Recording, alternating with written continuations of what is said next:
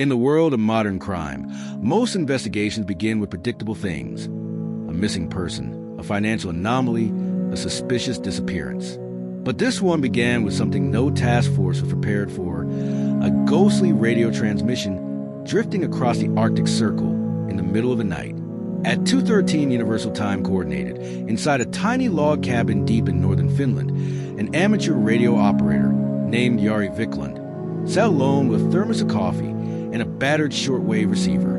Jari wasn't a spy or a criminal. He was a hobbyist, one of the last people still listening to the static-filled corners of the radio spectrum where old Cold War frequencies lived like abandoned houses.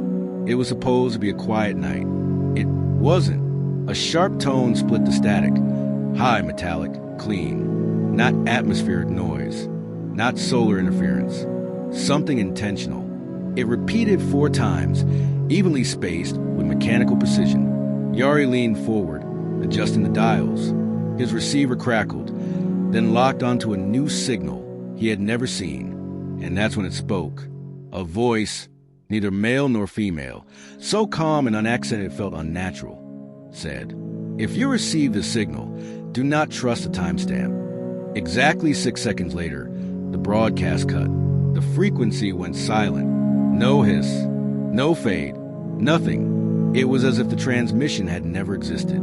Jari replayed the recording 3 times. The tones, the voice, the warning, all real, but something was wrong. His receiver log showed the timestamp as 2 hours, 13 minutes, and 7 seconds. But the file metadata claimed it had been captured at 3 hours, 41 minutes, and 54 seconds. And the device's internal clock, which he had calibrated earlier that evening, displayed 1 hour, 58 minutes, and 22 seconds. 3 clocks, 3 different times. 1 message. Jari uploaded the recording to a small online forum of shortwave enthusiasts. Within hours, replies flooded in. Listeners in Scotland, Iceland, Northern Canada, and Norway had captured the same broadcast, the same tones, the same voice, but at wildly different times. Differences of minutes, hours, even entire regions of time zones.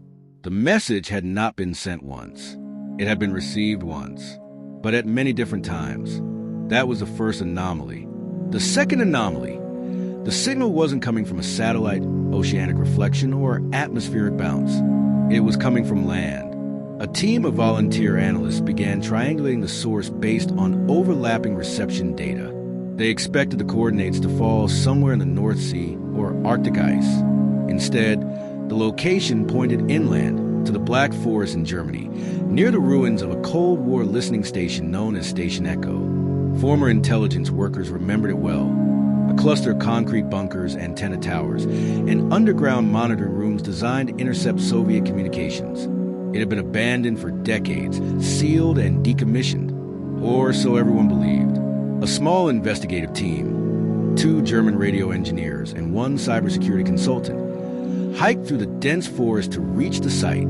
Mist hung low over the ground, and the skeletal remains of old antennas rose in the undergrowth like rusted monuments. The front gate was chained but not locked. Inside, the buildings were silent. No power, no blinking lights, no active transmitters. Impossible, they thought. The signal they traced was too strong, too clean. You couldn't generate a transmission like that with dead equipment. But the most important discovery came underground. 1 basement door, the last one in a dead-end corridor, was sealed with a heavy steel plate and 2 rusted bolts. When the investigators removed it, dust fell in small clouds. The air inside smelled old, like dried paper and tangled electrical wire. They found a small filing room, metal shelves, a desk, a dead lamp, and in the center, a single box. A simple cardboard archive box tied with string.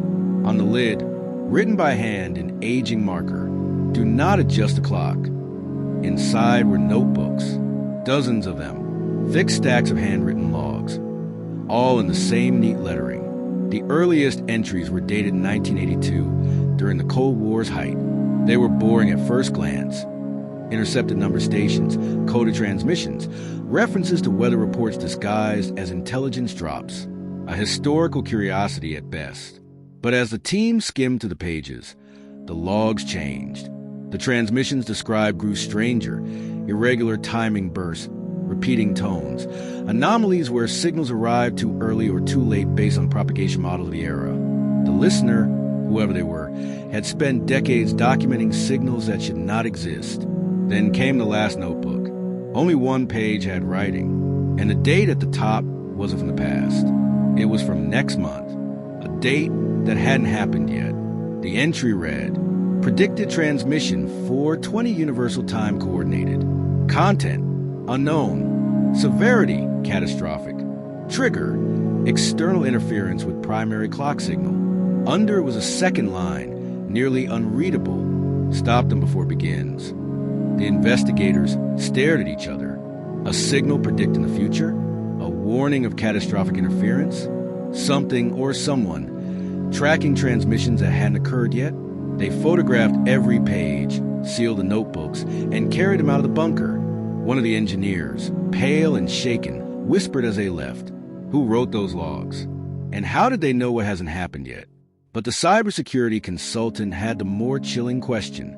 If the broadcast warned us not to trust the timestamp, then whose time are we really following? When they reached the clearing outside Station Echo, they found something even stranger. Their phones, watches, and cameras were all running on different times. Every device, every clock, every timestamp, different, as if time itself had been rewritten around them. Whatever sent that signal, it wasn't finished. For a week after Station Echo discovery, intelligence agencies across Europe quietly argued over who should handle the case.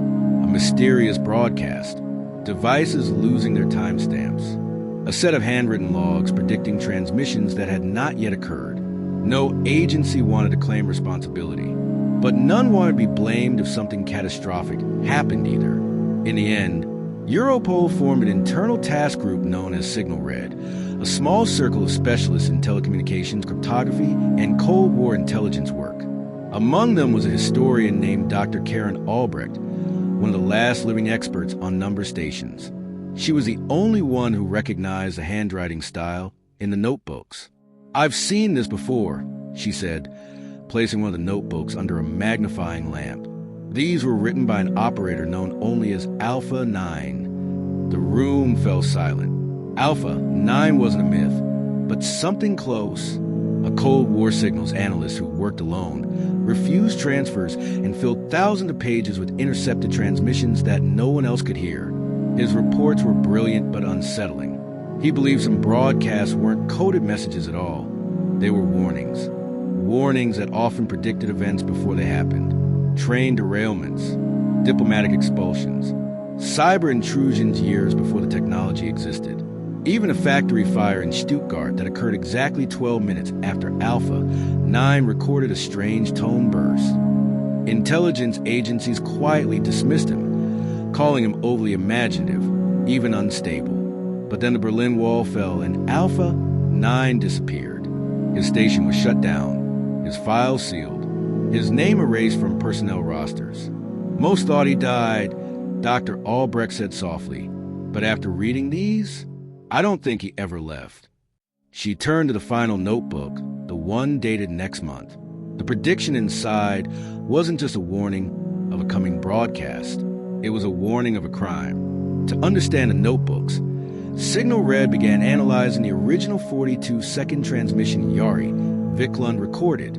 The tones weren't random. They formed a perfect geometric pattern when plotted on a spectrogram, one resembling an 8-pointed star. But something else was buried beneath the tones. A ghost signal, so faint that normal receivers would ignore it. When amplified, it revealed a secondary data stream consisting of unbroken binary pulses. Not human speech, not encryption, a timing pattern. Marta Lund, a young coding specialist on loan from Copenhagen, stared at the binary for 2 straight hours before speaking. "This isn't a message," she finally said. "It's a timestamp." "Timestamp of what?" one agent asked. Marta swallowed. "Of something that hasn't happened yet." The pattern matched the theoretical model used for coordinating large-scale systems. Power grids, navigation arrays, satellite clocks, the kind of synchronization needed for complex events. The date encoded in the binary pointed to 4 weeks from now. and a location matched the coordinates written in Alpha 9's final notebook, a dense urban intersection in Munich. The question was no longer who sent the signal. It was, what is supposed to happen there in 4 weeks? And who is trying to warn us? Signal Red needed to find Alpha 9. If he was alive, he might be the only person who understood the full pattern. If he was dead, they needed whatever knowledge he left behind. Dr. Albrecht began by digging through declassified Cold War rosters. Names crossed out, files partially shredded, identities erased. Finally, she found a hint, a half-burned personnel card with a handwritten revision. His name, Erhard Knecht, a brilliant mathematician born in East Germany, recruited at 18, specialized in predictive timing models, the kind used to forecast interference patterns in hostile radio environments. Last known address, a small house near Freiburg. Last recorded assignment, Station Echo. Last logged duty, April 1989. Signal Red visited the house. Knecht was not there, but someone had been. Inside the workshop, they found radio parts neatly arranged on the table. Not modern tech. Vintage coils, analog filters, vacuum tubes. The tools of someone who had never left the Cold War behind. On the far wall, pinned under glass, was a map of Europe. Hundreds of small pins dotted the landscape. Every pin corresponded to a documented timing anomaly recorded over the past 40 years. Everything connected, everything mapped. Knecht wasn't predicting the crimes. He was documenting the build-up to one. Neighbors said Knecht lived alone but kept to a schedule so precise it unnerved them. Every morning at 6:14, he walked the same forest path. Every evening at 19:21, he returned. No deviation, ever. But 2 weeks before the broadcast was recorded, something changed. He never came back. His door was left ajar. His clocks, normally synchronized, showed different times. The time drift found at Station Echo had begun here, as if someone or something had interfered with his equipment. The team collected everything they could, notebooks, frequency charts, homemade antenna diagrams, and returned to base. That's when they discovered that one of the logs contained a hidden layer of graphite markings, invisible unless pressed lightly against page. The hidden message read, "The signal is not the threat, the silence after it is." And beneath it, "They found me. I cannot stop what comes next." By now, the task force had one terrifying realization. Whoever sent the broadcast was not warning about a crime already planned. They were warning about a crime emerging from a timing distortion, an unstable event caused by interference with coordinated clocks and signals. If such systems drifted too far out of sync simultaneously, the effect could cascade across transportation, communication, electrical grids, and emergency systems. A single 4-second delay in one system could trigger monumental failures elsewhere. Someone was preparing such an interference, and someone, possibly Knecht, had tried to stop it. But before Signal Red could process their findings, a new message arrived in their secure inbox. No subject line, no sender, just an attached audio file named 02-13_reprise a wave.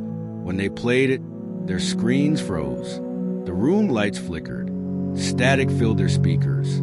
Then the same calm voice whispered, "You are running out of time." The file ended. Every clock in the room displayed a different timestamp. Someone knew they were investigating. Someone was close. Too close.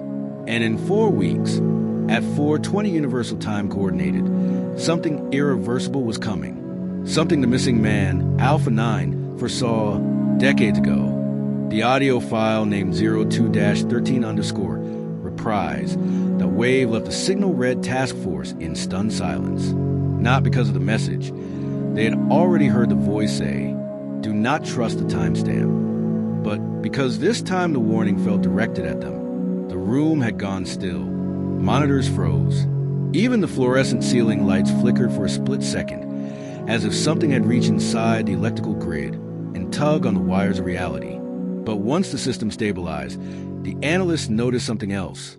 The file metadata showed the creation date as 4 days in the future. It wasn't sent from a compromised computer. It wasn't forged. Computer forensics confirmed the date carried a legitimate, verifiable cryptographic signature. The message hadn't been tampered with. It had been sent from the future. That was when the team finally understood Alpha 9's note. The signal is not the threat. The silence after it is.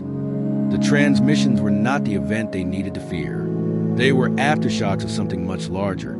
Distortions rippling backwards across the timing networks. Like echoes traveling in the wrong direction. Someone, maybe connect, maybe not, wasn't predicting the crime. The crime had already begun. With 4 weeks until predicted time, Signal Red divided into 3 subgroups. Infrastructure specialists analyzed the risk of coordinated timing drift among power grids, navigation systems, and emergency networks. Cybersecurity teams explored whether a malicious actor was actively altering timestamps. Field investigators were deployed to Munich, the location encoded in the binary pattern. But the deeper they dug, the stranger the situation became. Transportation logs from Munich showed no major events scheduled, no diplomatic visits, no high-profile gatherings, nothing that could justify orchestrated sabotage.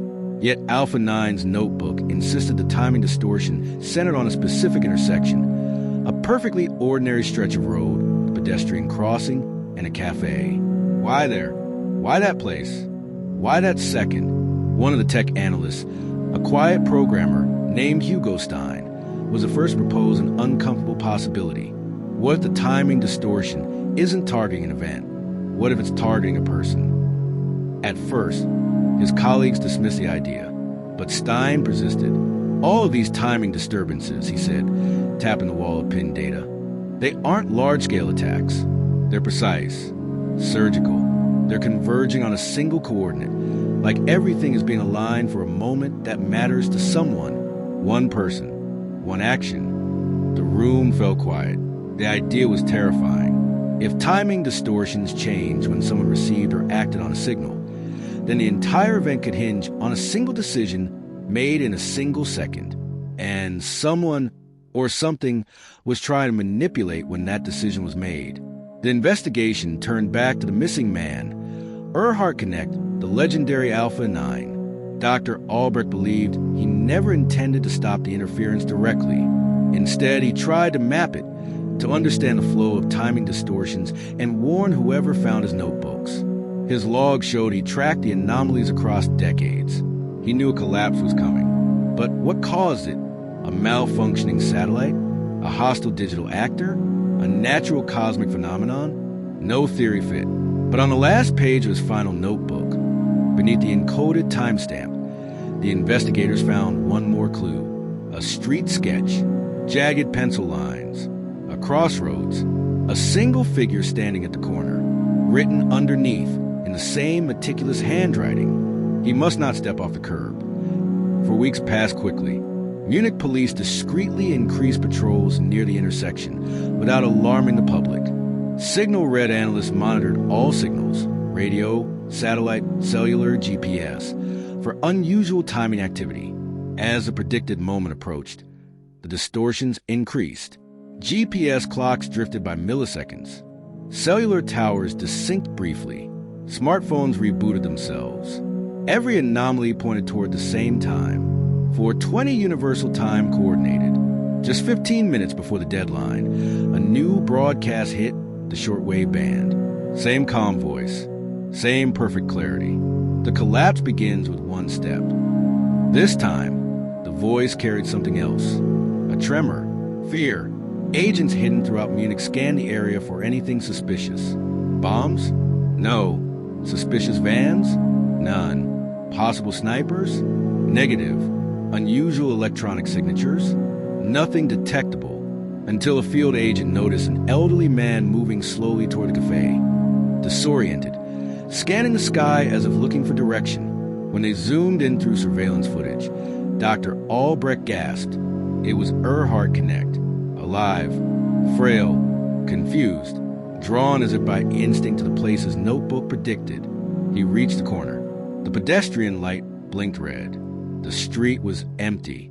A delivery truck turned the corner a block away. Then every clock monitoring the scene froze. For hours, 19 minutes and 55 seconds. For hours, 19 minutes and 55 seconds. For hours, 19 minutes and 55 seconds. Connect step forward. The delivery truck's GPS timestamp glitched, jumping ahead by 6 seconds. Its internal braking module misread the system time, just long enough to bypass its automatic slowdown. The truck accelerated. Agents shouted. One sprinted forward. Time lurched. Some phones displayed 4 hours, 20 minutes, and 1 second. Others showed 4 hours, 19 minutes, and 58 seconds. Traffic lights flickered yellow. Pedestrian timers blinked erratically.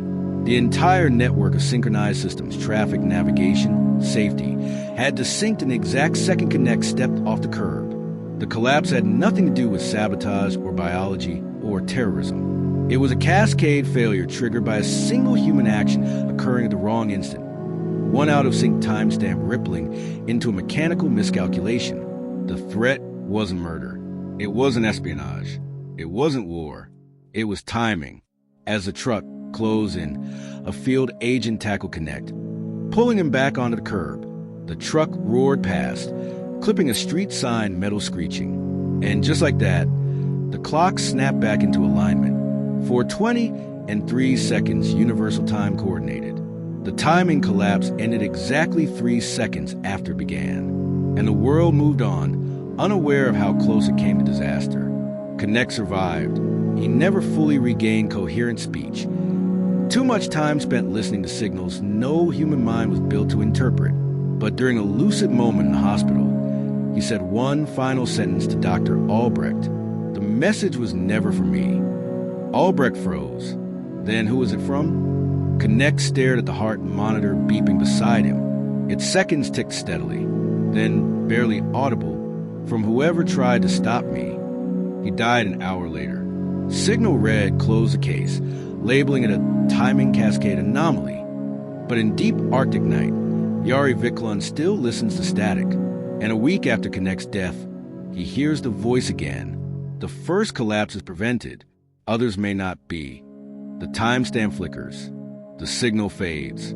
And somewhere, in a place no map can mark, the next warning begins.